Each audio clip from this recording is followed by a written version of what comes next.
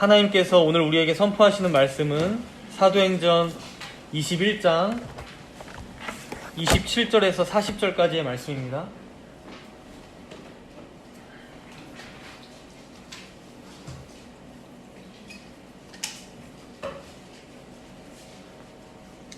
사도행전 21장 27절에서 40절까지의 말씀을 봉독하겠습니다.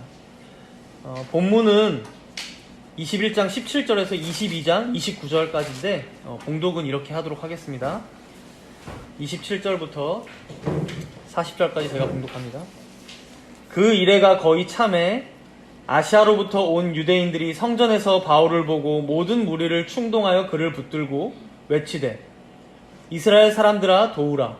이 사람은 각 처에서 우리 백성과 율법과 이곳을 비방하여 모든 사람을 가르치는 그 자인데 또 헬라인을 데리고 성전에 들어가서 이 거룩한 곳을 더럽혔다 하니 이는 그들이 전에 에베소 사람 드로비모가 바울과 함께 시내에 있음을 보고 바울이 그를 성전에 데리고 들어간 줄로 생각함이로라. 온 성이 소동하여 백성이 달려와 모여 바울을 잡아 성전 밖으로 끌고 나가니 문들이 곧 닫히더라. 그들이 그를 죽이려 할 때에 온 예루살렘이 요란하다는 소문이 군대 천부장에게 들리매 그가 급히 군인들과 백부장들을 거느리고 달려 내려가니 그들이 천부장과 군인들을 보고 바울 치기를 그치는지라. 이에 천부장이 가까이 가서 바울을 잡아 두 쇠사슬로 결박하라 명하고 그가 누구이며 그가 무슨 일을 하였느냐 물으니 무리 가운데서 어떤 이는 이런 말로 어떤 이는 저런 말로 소리치거늘 천부장이 소동으로 말미암아 진상을 알 수 없어 그를 영내로 데려가라 명하니라. 바울이 층대에 이를 때에 무리의 폭행으로 말미암아 군사들에게 들려가니 이는 백성의 무리가 그를 없이 하자고 외치며 따라가미러라. 바울을 데리고 영내로 들어가려 할 그때에 바울이 천부장에게 이르되 내가 당신에게 말할 수 있느냐 이르되 내가 헬라 말을 아느냐 그러면 내가 이전에 소요를 일으켜 자객 4,000명을 거느리고 광야로 가던 애굽인이 아니냐. 바울이 이르되 나는 유대인이라 소읍이 아닌 길리기아 다소시의 시민이니 청컨대 백성에게 말하기를 허락하라 하니 천부장이 허락하거늘 바울이 층대 위에 서서 백성에게 손짓하여 매우 조용히 한 후에 히브리 말로 말하니라. 아멘. 우리는 지난주까지 바울의 3차 전도 여행이 어떻게 마무리되고 있는지를 함께 살펴봤습니다. 그는 자신이 예루살렘에 도착하면 결박과 환란이 기다릴 것을 알고 있었지만 예루살렘에 가서 그 교회 성도들을 만나 구제금을 전달하고 또 그렇게 이방인의 교회와 유대인의 교회가 그리스도 안에서 모두 하나 되는 것까지가 자신의 사명이라고 여겼기에 끝까지 포기하지 않고 예루살렘으로 향하고 있는 것을 우리는 봤습니다. 우리가 방금 함께 읽진 않았지만 오늘 본문이 시작되는 사도행전 21장 17절부터 보시면요. 21장 17절 드디어 그런 바울이 예루살렘에 도착해서 교회 장로들을 만나고 이후에 결국 성령님의 말씀대로 유대인들에게 핍박을 당하고 방금 읽었던 것처럼요. 그리고 많이 맞기도 하고 이방인인 로마 군대의 손에 넘겨져 결박과 환란도 결국 당하는 것을 우리는 볼 수 있습니다. 우리가 여기서 사도행전 전체의 흐름을 좀 잠깐 짚고 넘어가면 좋을 것 같은데요. 먼저 오늘 본문까지 해서 이렇게 바울의 1차 전도 여행, 2차, 그리고 3차 전도 여행까지는 다 마쳤습니다, 여러분. 그런데 3차가 마치면서 여러분들이 함께 봤지만 특이했던 점은 지난 2주간 동안 봤는데 예루살렘까지 복귀하는 그 여정 자체를 굉장히 상세하게 다루고 있다는 거예요. 그리고 그것에 이어서 오늘 본문인 사도행전 21장 17절부터 23장 끝까지를 보시면 예루살렘에서 진행 기간은 약 2주간밖에 되지 않는데 거의 3장을 할애해서 21, 22, 23장 3장을 할애해서 아주 상세하게 설명하고 있는 것을 우리는 볼 수 있어요. 그러니까 마치 사복음서를 보면 여러분 예수님께서 본격적으로 사역하신 게 총 3년이지만 그 3년 전체로 보자면 사복음서의 분량은 굉장히 적은 거거든요. 핵심적인 것만 담아놓은 것입니다. 그런데 십자가에 달리시기 전 마지막 한 주간이 사복음서의 거의 4분의 1을 차지하거든요. 뒤에 보면 많은 분량을 차지하고 있는 거죠. 마치 그것과 같이 바울도 여기 예루살렘에서 결박과 환란을 당하는 이 2주간을 사도행전 전체로 보았을 때도 굉장히 길게 3장이나 할애해서 설명하고 있는 것을 우리는 보게 됩니다. 이렇게 사도행전 저자인 누가는 바울이 예루살렘에서 당하고 있는 고난을 다루는데 이렇게 21장에서 23장까지 서술하고요. 그 다음 여러분 눈으로 한번 쭉 보세요. 24장부터 27장까지 보면 그 이후 바울의 약 2년여의 행적을 다룹니다. 그리고 마지막 28장은 로마에 도착해서 이제 복음을 전하는 내용으로 마무리가 되는데, 여기서 중요한 포인트는 뭐냐면요, 바울이 오늘 본문에 결박당하죠. 유대인들에게 잡히고 그리고 이방인들의 손인 그 천부장에게 잡힙니다. 이것을 시작으로 마지막 사도행전 28장이 마칠 때까지 바울은 계속해서 죄인의 신분으로 지냅니다. 계속 붙잡혀 있는 거예요, 사실상. 그래서 이 내용들을 보시면 계속해서 누군가 앞에서 자신의 입장을 변론합니다. 재판 앞에 계속 서게 돼요, 바울이. 그래서 오늘 본문에서는 누구 앞에 서고 있습니까? 우리가 아까 전에 마지막 제가 읽었지만 21장 40절에 보면 유대인 앞에서 딱 서서 히브리 말로 자신을 변론하기 시작하는 내용을 볼 수 있죠. 그러니까 유대인, 오늘 말씀 제목처럼 유대인 앞에서 변론을 시작하는 내용, 변론을 하고 있는 내용이, 그리고 그 내용은 또 22장에 있고요. 그게 오늘 본문이라는 거예요.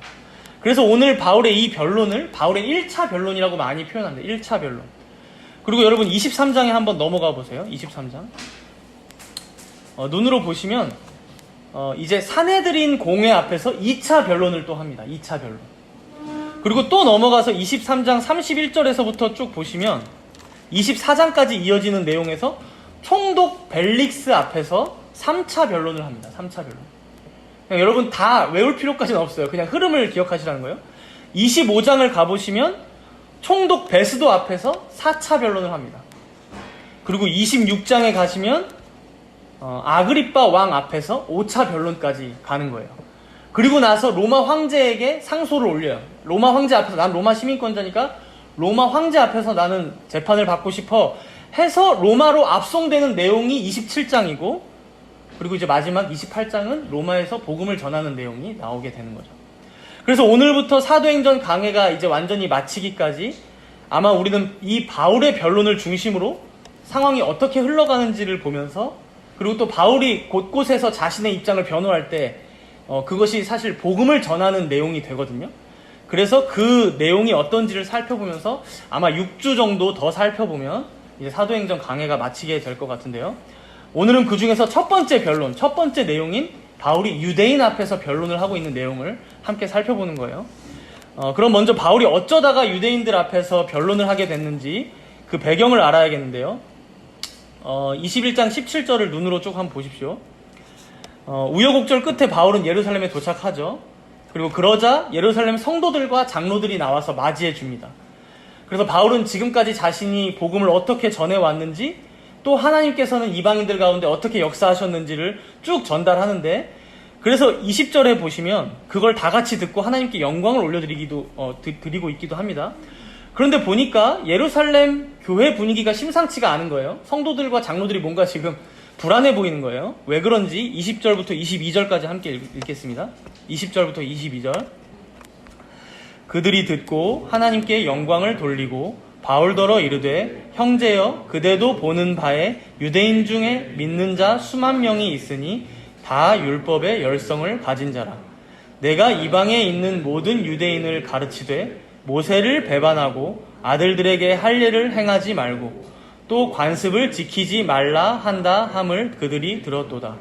그러면 어찌할꼬? 그들이 필연 그대가 온 것을 들으리니. 그러니까 예루살렘 교회는 유대인들만 해도 수만 명이 있었어요. 당시에 굉장히 많이 성장해서, 성전도 또 예루살렘 성전이 바로 있다 보니까 여전히 교회를 다니는 사람들 중에서마저도 율법의 열성인 자들이 많았다는 거예요. 근데 그런 중에 바울에 대해서 좀 소문이 잘못 난 게 있는데, 바울이 이방 지역에 다니면서 복음을 전하고 다니고 있긴 한데, 그러면서 유대인을 가르치길 뭐라고 가르쳤냐?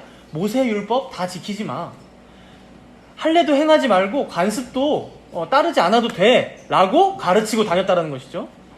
근데 그런 바울이 지금 예루살렘에 온 거를 다들 알게 될 테니 지금 장로들은 성도들 눈치가 보일 수밖에 없는 거예요. 그렇죠? 여러분 당연히 이 바울에 대한 소문은 잘못된 소문이었습니다. 여러분들이 기억 좀 하시면서 들으시면 좋을 것 같은데, 바울은 심지어 이방인인 디모데에게도 할례를 받으라고 했던 거 기억하시죠? 왜 그랬죠?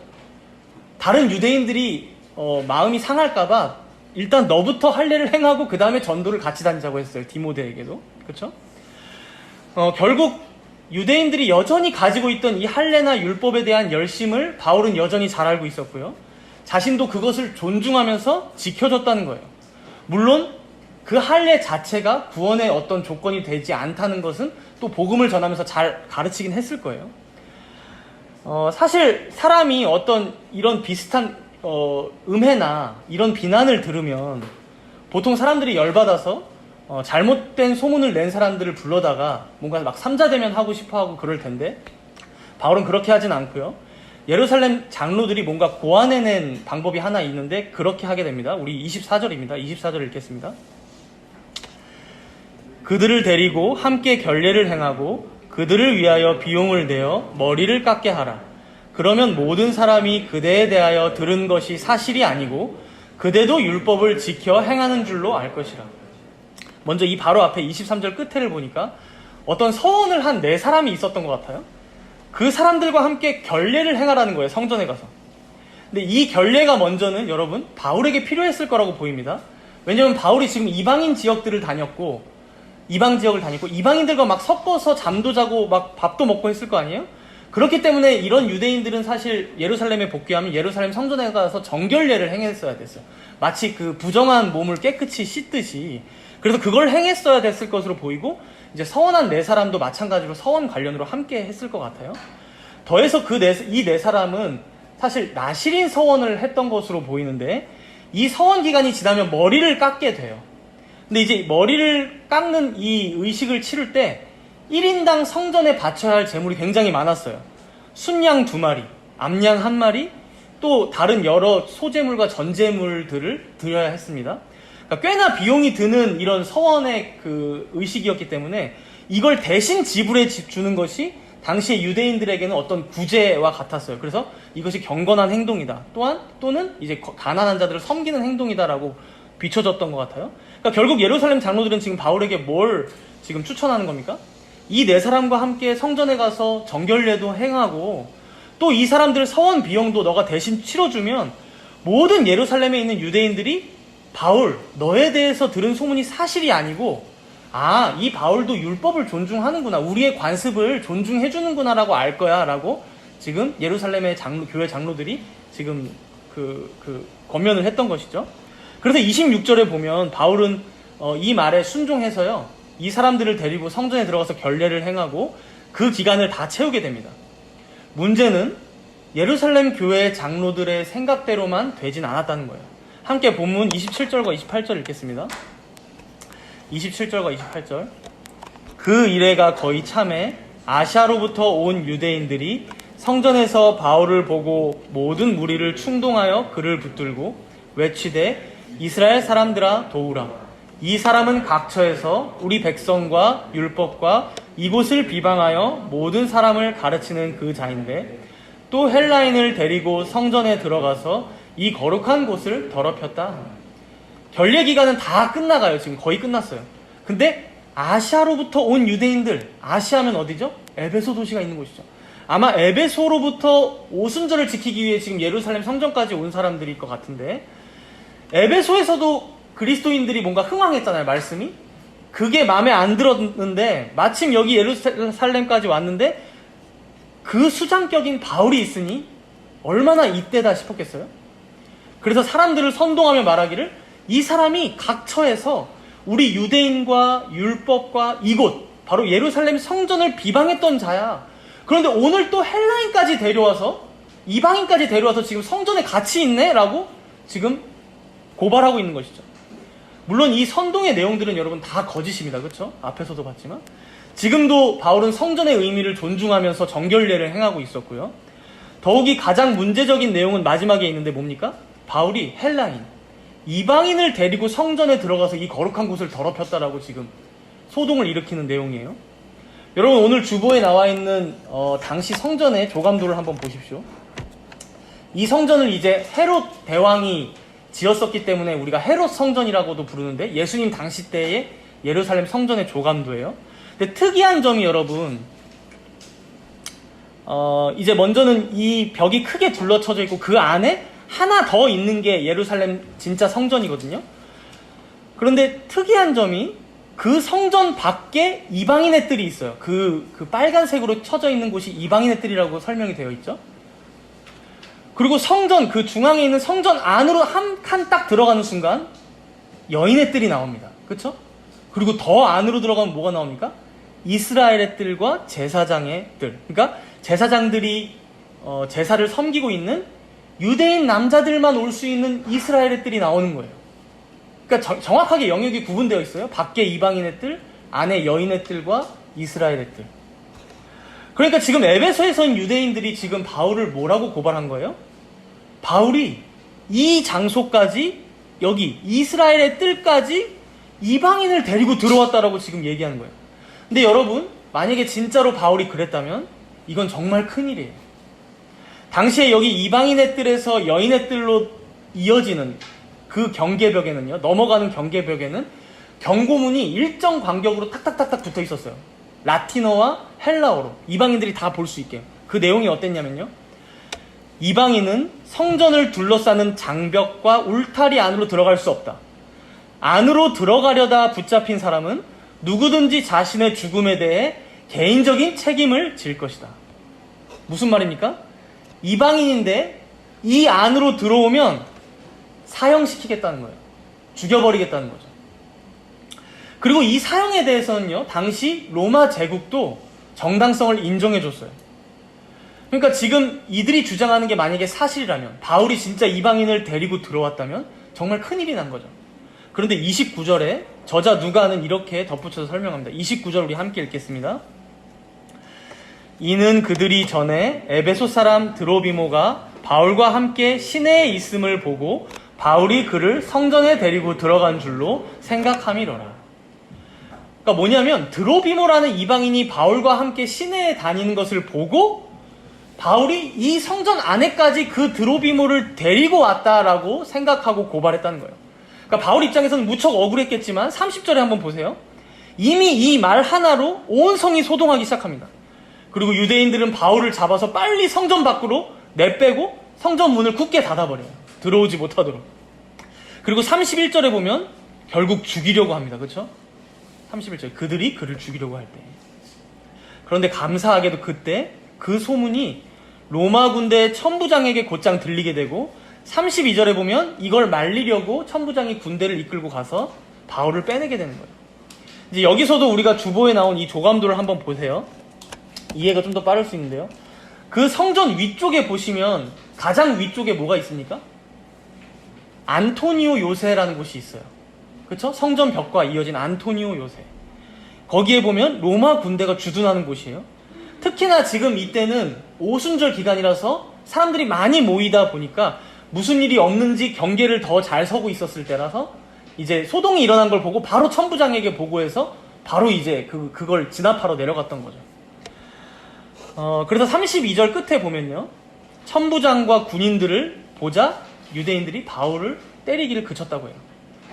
그런데 이미 바울은 여러분 많이 맞았던 것 같아요. 굉장히 많이. 저기 밑에 35절을 한번 보세요. 35절. 바울이 군인들에게 끌려갈 때 보면 들려서 갔다라고 합니다. 들려서. 그러니까 너무 많이 맞아서 계단을 자기 발로 못 올라가고 군인들이 들쳐업고 올라가고 있었다는 거예요. 어쨌든 사람들은 때리기를 그치긴 했고, 33절에 보시면 결국 성령님께서 예언하셨던 대로 바울은 결박을 당하게 되고 있죠. 그렇죠? 많은 노력을 했지만. 그러니까 지난주 아가보 선지자의 예언이 정확히 성취되는 거예요. 여러분 앞에 잠깐 앞으로 와서 사도행전 21장 11절에 한번 보세요. 21장 11절. 아가보가 이렇게 성령께서 예언하셨다고 전달했어요. 예루살렘에서 유대인들이 이같이 이띠 임자를 결박하여 이방인의 손에 넘겨주리라. 그렇죠? 천부장의 손에 넘겨주는 것까지 정확하게 지금 예언하고 있는 거죠. 여러분, 예루살렘의 장로들은 바울이 좋지 않은 이미지를 갖고 있었기 때문에 그걸 조금 교회 내에서 바꿔보자고 부탁을 했었던 것이고, 바울은 그 말대로 순종해서 4명의 유대인들까지 데리고 결례도 행하고 서원을 서원에 대한 의식도 마칠 수 있도록 섬기고 했지만 결국 하나님께서 말씀하신 대로 그가 작정하신 대로의 일은 이루어지고 성취되어 가는 것을 우리는 보게 되는 거예요.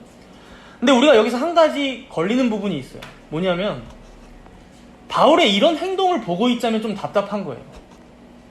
그러니까 좀 이렇게까지 굳이 해야 하나 싶을 정도로 지나치게 하고 있는 것은 아닌가 싶은 거죠. 그러니까 아무리 자신이 유대인들에게 오해를 받고 있다곤 하지만 굳이 성전까지 가서 결례를 행한다?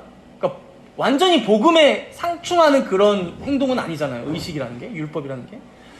그리고 서원하는 사람들까지 일부러 섬기고, 예루살렘 장로들도 마찬가지예요. 너무 다른 유대인들 눈치만 보다가 오히려 복음의 본질을 지금 흐리게 하고 있는 것은 아닐까 싶기도 한 거예요.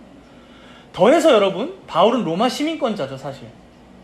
그래서 여기 천부장이 로마 군인들과 함께 등장했을 때 나 로마 시민권자예요, 나 좀 구해주세요 라고 한마디만 했으면 모든 소란은 잠재워지고 자기는 안전한 곳으로 피신 갈 수 있습니다. 로마 시민권자는 아무 때나 죽으면 안 되니까요. 실제로 오늘 본문 중에 끝부분인데 사도행전 22장 뒷부분에 우리가 읽진 않았지만 거길 보면 결국 그 로마 시민권자임을 밝히고 위기를 벗어나는 모습을 보여주기도 해요. 그러면 우리가 생각해 볼 수 있죠. 왜 지금 당장은 로마 시민권자임을 밝히지 않고 이렇게 오해받고 핍박당하고 맞아가면서까지 뭔가 답답하게 행동을 하고 있냐는 것이죠. 왜? 바울의 이런 마음을 우리가 좀 알 수 있는 내용이 고린도전서 9장 18절과 19절에 보면 나오는데요. 함께 읽도록 하겠습니다. 고린도전서 9장 18절과 19절이에요. 신약성경 273페이지에 있습니다.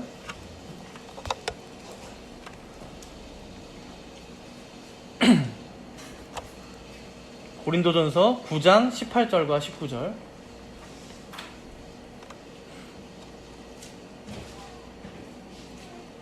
함께 읽겠습니다. 그런즉 내 상이 무엇이냐? 내가 복음을 전할 때에 값없이 전하고 복음으로 말미암아 내게 있는 권리를 다 쓰지 아니하는 이것이로다. 내가 모든 사람에게서 자유로우나 스스로 모든 사람에게 종이 된 것은 더 많은 사람을 얻고자 함이라. 18절부터 보면 구원받은 자가 받는 상이 무엇이냐? 복음을 전할 때 내가 값없이 받았으니 값없이 전하는 것, 그것 자체가 내 상이다. 또한 내가 복음 안에서 자유롭기 때문에 여러 권리들이 많다. 율법 안 행해도 되는 거 있어. 그런데 그러한 자유의 권리들을 다 쓰지 않는 것. 여기서 쓰지 않는다라는 말은 남용하지 않는다라는 의미예요. 남용하지 않는다. 즉, 내 권리가 다 자유롭게 있음에도 그것을 남용하지 않는 것이 내 상이라는 거예요. 내 상. 그러면서 19절에 보면 내가 모든 사람에게서 자유로우나 스스로 모든 사람에게 종이 된 것은 더 많은 사람을 얻고자 함이라는 것이죠. 그래서 20절에도 한번 이어서 보십시오. 20절. 오늘 본문에 나오는 바울의 그 행동이 다 설명되고 있습니다. 20절 눈으로 쭉 보세요. 20절부터. 유대인들에게 내가 유대인과 같이 되는 것도, 그렇죠? 유대인들에게 내가 유대인과 같이. 율법 아래에 있는 자들에게 내가 율법 아래에 있는 자들 같이 되는 것도. 그리고 21절에 율법 없는 자들에게는 내가 율법 없는 자와 같이 되는 것도. 22절에 보면 약한 자들에게 내가 약한 자와 같이 되는 것도. 그렇게 내가 여러 모습이 되는 것은 아무쪼록 몇 사람이라도 구원하고자 함이라는 거예요. 아무쪼록 몇 사람이라도 구원하고자 함. 그리고 이렇게 말씀합니다. 우리 함께 23절 읽겠습니다. 23절. 내가 복음을 위하여 모든 것을 행함은 복음에 참여하고자 함이라. 여러분, 먼저 오해하지 말 것은요, 내가 복음을 위해 여러 모습이 된다, 모든 것을 행한다, 이렇게 말하는 것이 단순히 내가 믿는 바대로 행하지 않겠다, 그저 복음을 전하기 위해서 다른 사람의 비위만 맞추다 끝나겠다, 혹은 하나님께서 말씀하신 죄여도 행하겠다, 그런 말은 결코 아닙니다, 여러분. 그러니까 남들이 죄 짓고 있다고 그것을 같이 죄 짓겠다라는 말은 절대 아니에요. 지금까지 우리가 바울을 봐왔듯이 하나님의 말씀, 하나님의 뜻, 그 진리에 있어서는 한 발자국도 물러남이 없을 것이지만 바로 아디아포라의 문제, 즉 할례 받는 거, 디모데한테 왜 받으라고 했습니까? 받아도 되고 안 받아도 되니까요. 그렇죠? 구원의 조건이나 그런 게 되지 않습니다. 그렇죠? 성전에 나가서 결례를 행하는 건 해줄 수 있는 거예요. 그렇죠? 다른 유대인들이 자신을 보는 그 시선이 있으니까요. 유대인들의 관습으로 존중해 줄 수 있는 것이죠. 그것으로 구원을 받겠다라는 마음으로 나가는 것이 아니니까요. 나에게 해도 되고 안 해도 되는 자유가 있는 경우에는 상대에 따라서 내가 기꺼이 맞춰주고 그렇게 그를 섬기겠다라는 의미예요, 지금. 그리고 그렇게 해서라도 내가 이 값없이 받은 그리스도의 복음을 전할 수만 있다면, 아무쪼록 이런 방식으로라도 몇 사람에게 복음을 전하고 그들이 구원받는다면 내가 기꺼이 성가시더라도 혹은 손해나 희생을 감수해서라도 내가 그렇게 그들을 섬기겠다라는 의미입니다. 그래서 여러분, 방금 읽은 그 내용 바로 앞에 12절을 한번 보세요. 고린도전서 9장 12절이에요. 고린도전서 9장 12절 함께 읽겠습니다. 다른 이들도 너희에게 이런 권리를 가졌거든 하물며 우리일까 보냐. 그러나 우리가 이 권리를 쓰지 아니하고 범사에 참는 것은 그리스도의 복음에 아무 장애가 없게 하려 함이로다. 구원받은 성도가 복음 안에서 얼마나 자유로운가? 우리가 가진 권리, 우리가 누릴 수 있는 것이 얼마나 많은가? 그러나 이 권리를 쓰지 아니하고 내가 범사에 참는 것은 그리스도의 복음에 아무 장애가 없게 하려고 내가 참는다는 거예요. 나에게 자유가 있지만, 해도 되는 자유가 있고 안 해도 되는 자유가 있지만, 여러분, 이런 내용이 우리 실생활에 적용되는 곳은 참 많을 거예요. 우리 주변에 신자이든 불신자이든 우리는 언제든 우리의 어떤 행동이나 말로 인해서 그들을 낙심하게도 하고 실망시키기도 하고요. 혹은 거꾸로 그들에게 본이 될 수도 있고 그들에게 도전을 줄 수도 있기 때문입니다. 사실 이게 아주 간단한 문제만은 아님을 우리는 생각해 봐야 하는데요. 한 가지 제가 적나라한 예를 하나 들어볼게요. 한번 생각해 보십시오. 여러분이 어느 날 저녁에 친구가 잠깐 불러서 동네 호프집에 나갔어요. 갈 수 있죠. 친구가 불렀으니까. 근데 거기 갔더니 신준영 목사가 다른 친구들이랑 이미 생맥주를 마시면서 치킨 한 마리를 먹고 있는 거예요. 그걸 봤어요. 여러분들은 그 광경을 딱 보는 순간 무슨 생각을 하시겠습니까?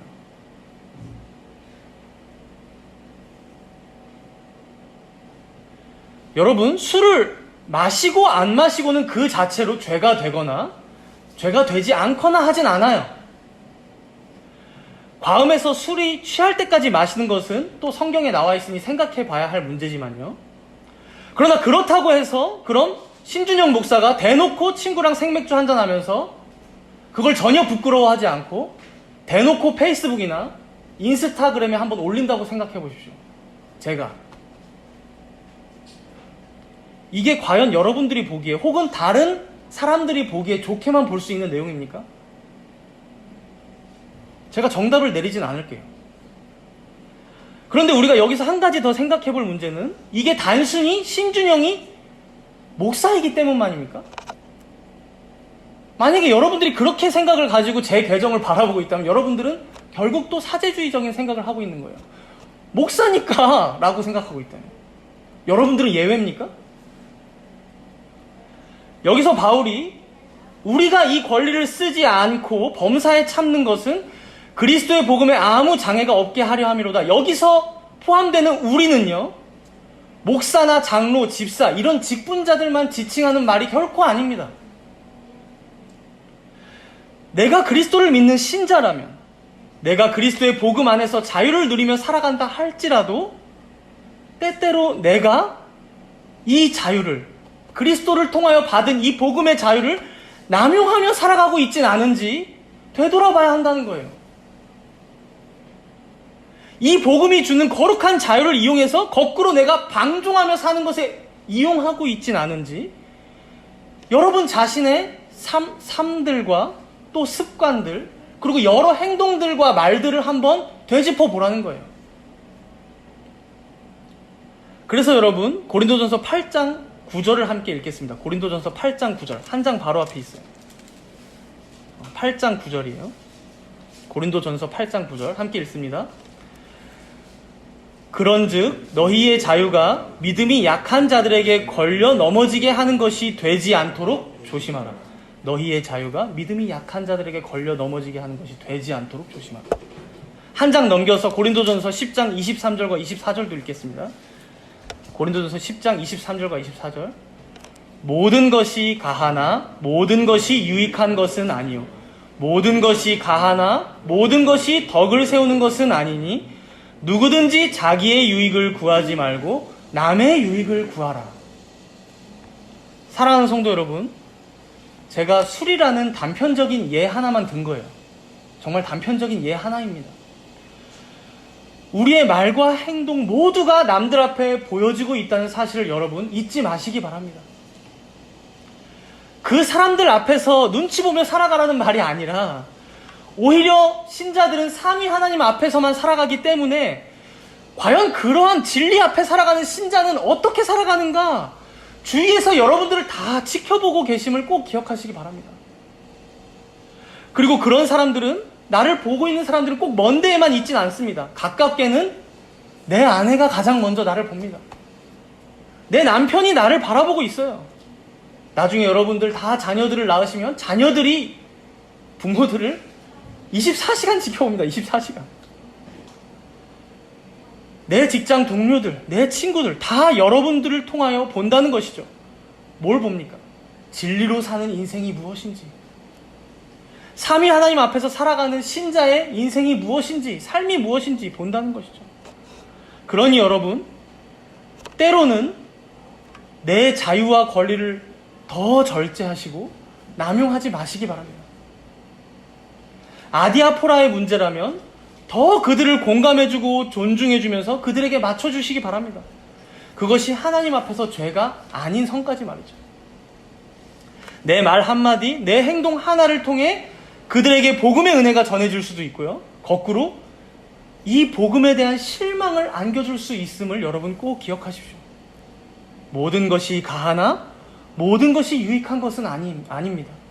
모든 것을 해도 되지만 모든 것이 교회의 덕을 세우는 것이 아닐 수도 있음을 꼭 기억하며 남의 유익을 구하는 여러분들 되시길 바랍니다.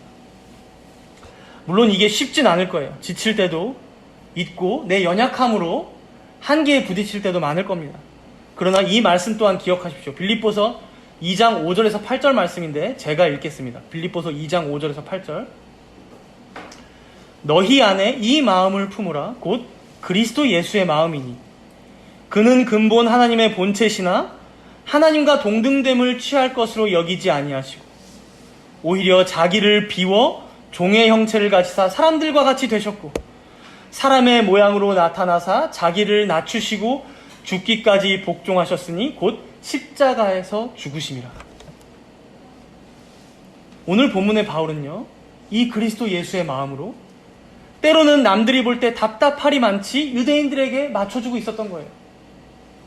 근본 하나님의 본체셨으나 오히려 자기를 비워 종의 형체를 가지사 우리와 같은 사람이 되신 것, 그렇게 죽기까지 자신을 낮추시고 복종하사 십자가에 죽으시기까지 우리의 유익을 구하시고 우리를 구원하신 것, 남의 유익을 구하신 것, 이것을 값없이 받은 우리이니 값없이 남들에게 베푸는 것을 우리의 사명이자 또 상급으로 여기며 살아가는 여러분 되시기 바랍니다. 다시 오늘 본문으로 한번 돌아와 보면요, 사도행전 21장이죠. 본문 39절과 40절을 한번 보십시오. 바울은 자신이 로마 시민권자임을 다 밝히지 않고 오히려 유대인이라고 말하면서 지금 백성들에게 변론할 기회를 달라고 천부장에게 청하고 있습니다. 그래서 40절에 보시면 아마 오늘 그 조감도에 나온 안토니오 요새로 올라가는 계단 중간쯤, 층계 중간쯤에서 연설을 했을 걸로 보이는데요. 근데 무슨 말로 변론을 시작합니까? 히브리 말로 하고 있죠. 이게 당시에 유대인들이 사용하던 아람어였어요. 일부러 지금 이 사소한 것 하나마저도 유대인들에 맞춰서 복음을 전하기 시작하고 있는 거죠. 그래서 22장 1절에도 보시면 부형들아, 내가 지금 여러분 앞에서 변명하는 말을 들으라. 여기서 부형은 아버지와 형제들아, 즉 나도 당신들과 같은 한 혈통인 유대인입니다 라고 지금 얘기하면서 시작하는 거예요. 그러니까 조용히 다들 2절에서 듣고 있다라고 얘기를 하죠. 그래서 3절에도 보면요, 여러 가지로 동질성을 강조하고 있어요. 함께 읽겠습니다. 3절입니다. 22장 3절. 나는 유대인으로 길리기아 다소에서 났고 이 성에서 자라 가말리알의 문화에서 우리 조상들의 율법의 엄한 교훈을 받았고 오늘 너희 모든 사람처럼 하나님께 대하여 열심히 있는 자라. 당신들과 똑같은 유대인입니다.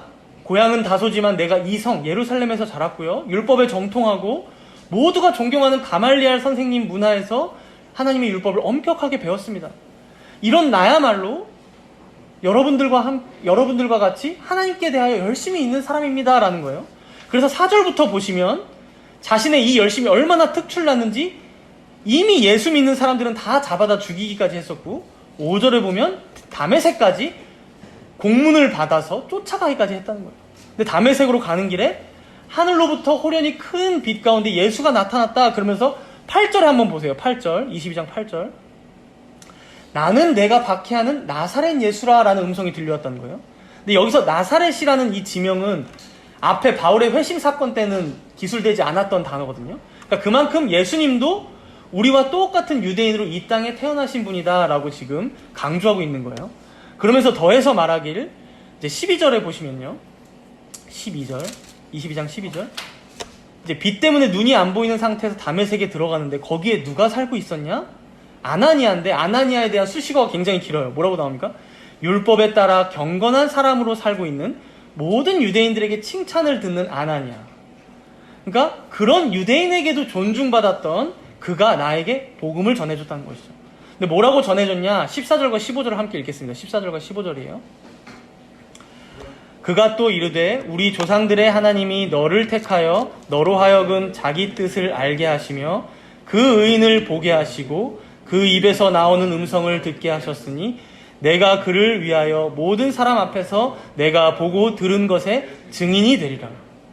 여러분 여기서도 바울은 유대인들에게 계속 맞춰주면서 설명하고 있어요. 나에게 복음을 전해준 아나니아도 하나님의 율법을 무시하는 사람이 아니었고 오히려 율법과 규례를 잘 지켜서 존경받는 사람이었다. 경건한 유대인이었다는 거고 그런 아나니아가 복음을 전해주길 우리 조상들의 하나님이 나를 택했다라고 전해줬다는 거예요. 뭡니까 그러니까? 우리 조상들 즉 아브라함과 이삭과 야곱의 하나님 또 모세와 다윗이 섬겼던 그리고 너희가 지금도 섬기고자 하는 그 여호와 하나님께서 나를 택하사 자기 뜻을 알게 하셨는데 누구를 보게 하셨다라고 결국 말합니까? 그 의인을 보게 하셨다는 거예요. 다메섹 도상에서. 즉 하나님께서 구약으로부터 예언하셨던 다윗의 후손이신 하나님의 의로운 종이신 그 나사렛 예수를 바울 너에게 보게 하시고 그 음성을 듣게 하셨으니 이제 15절을 보십시오. 15절에 이제는 그를 위하여 모든 사람 앞에서 보고 들은 것에 증인이 되라 라고 아나니아가 바울에게 복음을 전했다는 거죠. 그러면서 16절에 왜 주저하느냐? 일어나 주의 이름을 부르고 세례를 받고 너의 죄를 씻어라 라는 것이죠. 아나니아가 바울에게 복음을 전하면서 바울은 또 지금 이들에게 복음을 전한 거예요. 결국 여러분 아나니아가 지금 바울에게 전한 복음이 무엇입니까? 나도 하나님의 말씀 즉 구약의 율법을 잘 따라오고 열심을 가졌던 경건한 사람이었지만 죄인인 우리들은 그 율법으로 구원받을 수 없어. 지금 아나니아가 바울에게 이렇게 얘기한 거예요. 구약의 모든 율법들과 규례들이 가르쳤던 실체이신 그 복음 자체이신 의인이신 나사렛 예수의 이름을 불러 그의 이름을 믿고 구원받아 그리고 그 표로 세례를 받음으로 너의 죄를 완전히 씻도록 해라고 복음을 전해줬다는 거예요. 그러니 지금 바울은 뭐라고 또 유대인들에게 말합니까? 나와 같은 유대인들인 너희들도 이제 의인이신 우리를 위해 죽으신 그 예수를 믿어야만 너희의 그 죄인된 신분에서 해방받고 참으로 구원받고 자유함을 얻을 수 있다라는 것이죠. 이렇게 여러분 바울은 자신의 간증을 통해서 선명한 복음을 선포하고 있었던 거예요. 그런데 결국 안타깝게도 22절과 23절을 한번 보십시오. 22절과 23절 이 복음을 들었지만 유대인들은 완강하게 거부해요. 그렇죠? 소리 지르면서 이런 자는 세상에서 없애야 된다라고 하면서 막 옷을 벗어 던지고 티끌을 공중에 날리면서 바울에게 저주를 퍼붓습니다. 그럼 여기서 우리가 생각해 볼 것은 또 한 가지 있습니다. 뭘까요? 유대인들은 지금 왜 이렇게 화가 났냐는 거예요. 왜 이렇게 화가 났냐? 바울의 말을 들으면서. 단순히 바울이 복음을, 예수님을 전했기 때문입니까? 가만히 본문을 들여다보면요. 이들이 화내고 있는 그 바로 앞에 바울이 전한 말씀 때문임을 알 수 있어요. 본문 17절에 한번 보시면요. 바울이 예루살렘에 있었을 때 이제 들었던 두 가지 음성에 대해 얘기합니다. 첫 번째는 18절에 보시면 속히 예루살렘에서 나가라. 그들은 네가 내게 대하여 증언하는 말을 듣지 아니하리라. 그러니까 유대인들은 바울 너의 말을 듣지 않을 거야. 하나님께서는 아셨던 것이죠. 그래서 두 번째 21절에 이렇게 말씀하십니다. 21절 우리 함께 읽겠습니다. 21절 나더러 또 이르시되 떠나가라. 내가 너를 멀리 이방인에게로 보내리라 하셨느니라. 여러분, 주님께서는 바울을 이방인들의 사도로 택하시고 부르셨어요. 그러니까 유대인들은 이걸 듣자마자 분에 못 이겨서 바울을 그 자리에서 죽이려고 했던 거예요. 그러니까 유대인들이 화가 났던 지점을 잘 생각해 보십시오. 지금까지 사도행전의 내용을 쭉 한번 되짚어 보세요. 사도행전 초반에 보면 성령 강림의 역사로 인해서 유대인들이 많이 회심하긴 했습니다. 그런데 그 내용들이 지나고 나서부터 특히나 이 바울이 전도 여행을 다닐 때를 생각해 보세요. 계속해서 유대인들은 어떤 자로 등장합니까? 복음에 대항하고 바울을 반대하고 바울을 핍박하는 자들로 등장해요. 근데 반면에 오히려 이방인들은 어떻습니까, 여러분? 바울이 전하는 복음을 잘 받아들여요. 더해서 로마의 군인들이나 혹은 지방을 다스리는 총독들이나 간수장 이런 사람들은 바울 일행을 계속 도와줘요. 고린도에 있을 때는 총독 갈리오가 난 상관하지 않을 거야 이래서 유대인들의 소송을 무시해버리고요. 이게 이제 영향을 끼쳐서 아시아에까지 영향을 끼치죠. 그래서 에베소 도시에서도 한번 난리가 났을 때 그걸 잠잠하게 한 사람이 누굽니까? 에베소 도시의 서기장, 이방인이었어요. 그리고 오늘 본문에서만 봐도 그래요. 유대인들은 바울을 잡아 죽이지 못해 안달인데 오히려 로마의 천부장은 위기 때마다 바울을 꺼내주고 보호해주고 있어요. 본문 25절에 보면 바울이 로마 시민권자임을 알고 이제 채찍질도 하지 않고 유대인들의 살인 음모에서도 나중에 구해줍니다. 그리고 총독 앞에까지 안전히 데려다주죠. 그러니까 여러분, 사도행전 전체적으로 봤을 때 이런 기조, 즉 무엇입니까? 유대인과 헬라인을 묘하게 상반되게 묘사하는 이런 기조는 28장까지 계속된다는 거예요. 유대인들은 계속해서 복음에 대해 잔뜩 화가 나서 그리스도인들을 죽이지 못해 안달이라는 것이죠.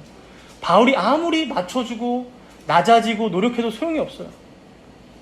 왜 그렇습니까?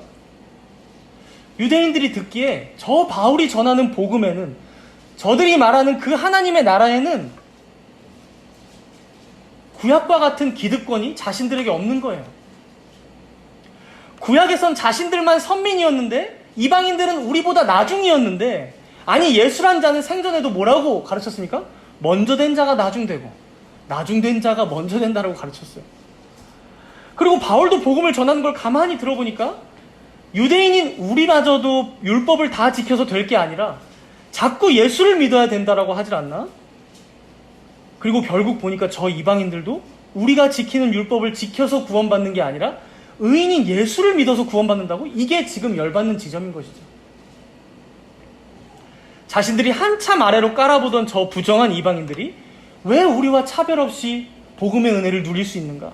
왜 예수를 믿기만 하면 영생을 얻는다고 저들은 전하고 있는가? 이게 열받는 것이죠. 이걸 바울은 로마서 9장 30절에서 이렇게 말씀하는데요. 로마서 9장 30절을 함께 찾아보겠습니다. 신약성경 252페이지예요.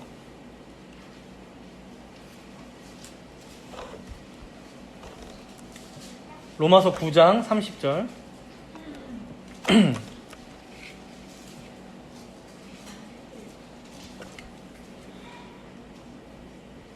함께 읽겠습니다.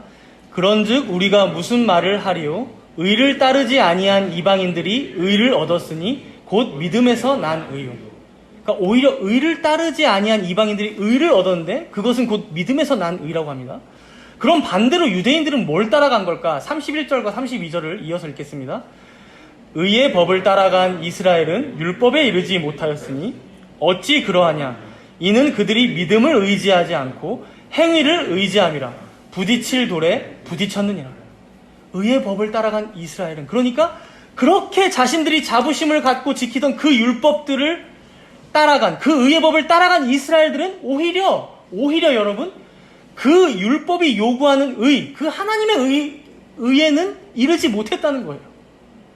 이유가 무엇입니까? 32절에 보니까 어찌 그러하냐? 이는 그들이 믿음을 의지하지 않고 자신들의 행위를 의지했기 때문이라는 거예요. 그러니 결국 돌에 부딪히게 되었다. 죄인이 어떻게 율법을 다 지켜서 의를 이루려고 하느냐라는 것이죠. 사랑하는 성도 여러분, 오늘 본문에서 볼 수 있듯이 바울이 참으로 복음 안에서 자유할 수 있었던 이유는요, 그가 자신의 행위를 의지하는 것이 아니요 오직 믿음을 의지했기 때문입니다. 또한 그가 자신에게 있는 권리를 남용하지 않았죠. 오직 남의 유익을 위해 사용할 수 있었던 이유는 무엇입니까? 그가 받은 구원이 자신의 혈통이나 자격으로 된 것이 아닌 오직 예수 그리스도의 값없는 은혜로 받은 것임을 그 자신이 너무도 잘 알았기 때문이에요. 그리고 이방인들도 마찬가지였어요. 사실 이방인들이 그냥 보자면 유대인들에 비해서 부족한 게 뭐가 있겠습니까? 이방인들이 단지 구속사적인 측면에서 보니까 자신들이 자격 없게 더 느껴졌던 것일 뿐이죠. 우리는 저 유대인들처럼 구약 때부터 선민도 아니었는데, 우리 조상들은 다 우상 숭배자들이었고 나도 그랬었는데, 유대인들은 할례도 다 받았던데 나는 안 받았는데, 이런 것이죠. 하나부터 열까지 뭔가 유대인들에 비해서 구원받기에는 부족한 자들임을 그들은 항상 인식하고 있었을 거예요. 아주 자연스럽게 말이죠. 유대인과 비교가 안 될래야 안 될 수가 없습니다, 이방인들. 그러나 여러분, 중요한 사실은요, 오히려 이런 자격 없음의 절망이 오히려 자신에게서 그 어떠한 구원받을 만한 요건을 발견하지 못함이 이방인들을 더 복음 앞에서 겸손하게 만들고 있었다는 거예요.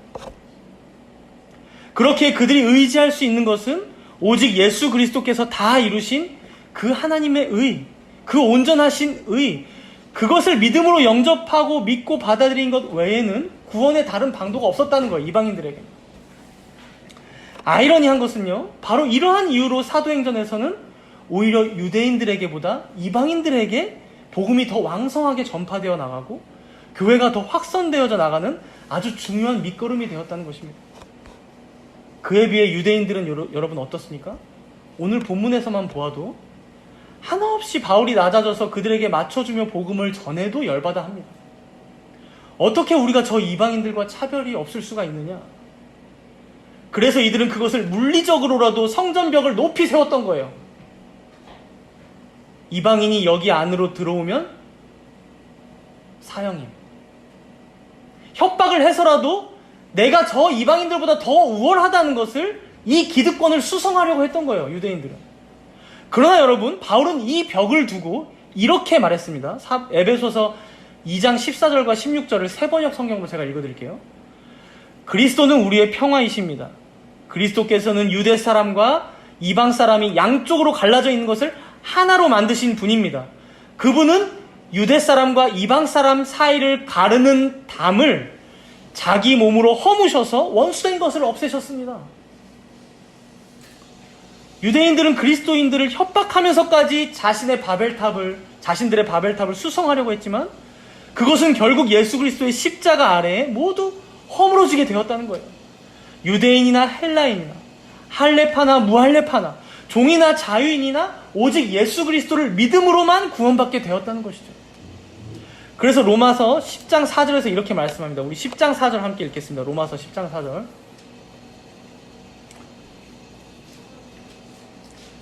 그리스도는 모든 믿는 자에게 의를 이루기 위하여 율법의 마침이 되시니라. 사랑하는 정다문교회 성도 여러분, 그리스도는 모든 믿는 자에게 하나님의 의가 되어주십니다. 오직 예수 그리스도만이 모든 율법의 마침이요 완성이십니다. 우리가 이것을 잊는다면 우리는 우리 자신만의 율법주의에서 결코 벗어날 수 없을 것입니다. 때로는 내가 예배 잘 드리고 말씀 잘 듣고 기도 열심히 할 때는 내 그러한 행동으로 인해서 교만하며 우쭐댈 거예요. 거꾸로 예배도 빠지고 말씀도 잘 못 읽고 기도도 못할 때에는 내가 경건하지 못한 것 같아서 죄책감에만 빠지고 좌절하게 될 거예요. 그래서 여러분, 마치 유대인들과 같이 결국 자기 행위를 의지하는 자들은 그 마음에 넉넉함이 있을 수가 없다는 거예요. 겸손함 가운데, 복음을 누리는 가운데, 그렇게 남들의 유익을 구하는 가운데 그리스도의 예수의 마음을 품으며 복음을 전하기에는 내 자신조차 감당이 안 되는 것이죠. 사랑하는 성도 여러분, 우리 교회 안에서도 이 복음의 진리를 우리가 꼭 기억해야 할 것입니다. 때로는 누군가가 좀 뒤처질 때도 있을 거예요. 때로는 어떤 형제가, 어떤 자매가 이기기 힘들어하는 죄나 시험에 빠져서 허우적될 때도 있을 것입니다. 그러할 때에 우리가 나는 이만큼 하는데 너는 왜 그러냐는 듯이 정죄하기보다는 함께 안타까워하며 지혜롭게 권면하여 주고 함께 회개함으로 기도해 주는 교회가 되려면 여러분, 먼저는 우리 모두가 이러한 그리스도의 값없는 은혜를 깊이 묵상하며 지내야 한다는 것입니다.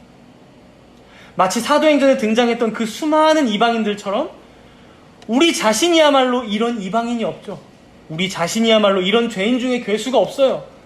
이런 우리를 택하시고 구속하신 그 한량없는 은혜를 말씀 가운데 확인하며 감사함과 기쁨으로 지낼 때 우리가 저 유대인들과 같은 자들이 아니라 겸손하게 그리스도의 복음을 전했던 수많은 전도자들과 같이 그렇게 세상에서도 복음을 누리고 또 전하며 살아가는 인생들이 될 것입니다. 우리 모두가 이런 복된 인생을 살 수 있기를 소망합니다. 우리 함께 기도하겠습니다.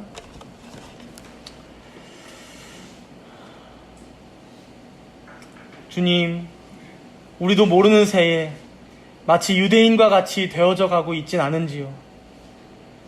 내가 하나님의 백성인 것도, 내가 구원받은 것도 아무 조건 없는 값없는 사랑이었는데 어느새 유대인들과 같이 종교인이 되어서 하나님께 예배를 드려주고 말씀도 배워주고 헌금도 내주며 살아가는 내 행위를 의지하며 신앙생활하며 살아가고 있진 않은지 되돌아보며 회개합니다.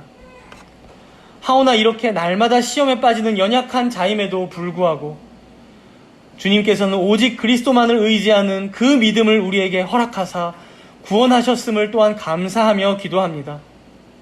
우리가 이런 값없는 은혜를 잊지 않고 많은 사도행전의 복음 전도자들이 그러했던 것처럼 그리스도 예수의 마음을 품고 더 낮아지고 겸손하여짐으로 우리의 말 한마디, 행동 하나로 그의 영광을 선포하고 또 복음을 전하며 살아가는 우리 모두가 되게 하여 주시옵소서. 우리 함께 이런 회개와 감사와 결단의 간구로 잠시 동안 조용히 함께 기도하도록 하겠습니다.